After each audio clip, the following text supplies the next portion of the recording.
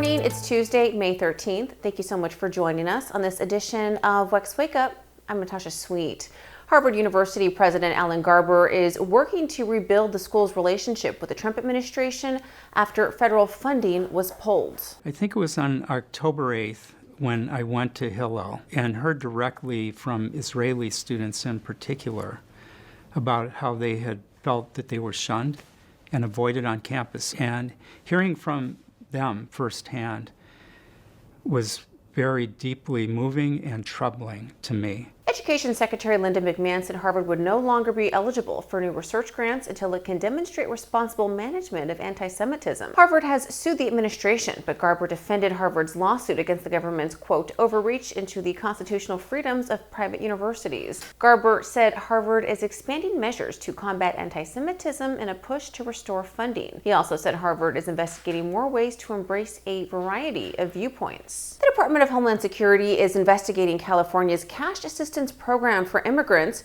concerned that Social Security benefits were distributed illegally. Those crimes are related to immigration and illegal immigration as it impacts this country.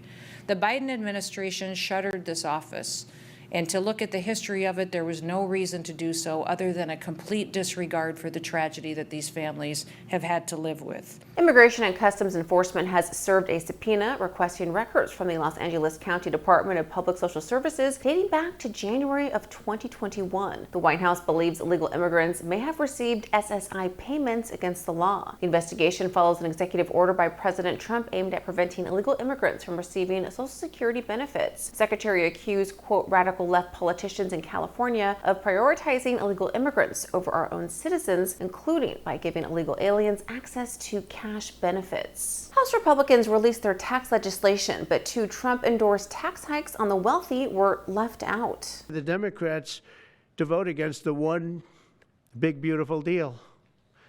The greatest tax cuts in history, greatest everything, but now you have the big drug prices because that's going to be included.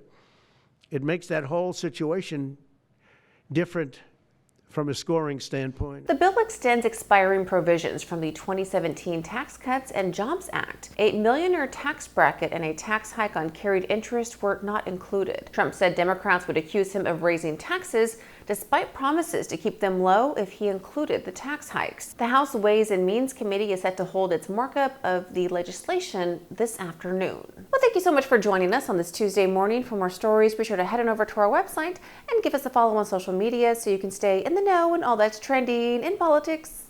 Have a great day.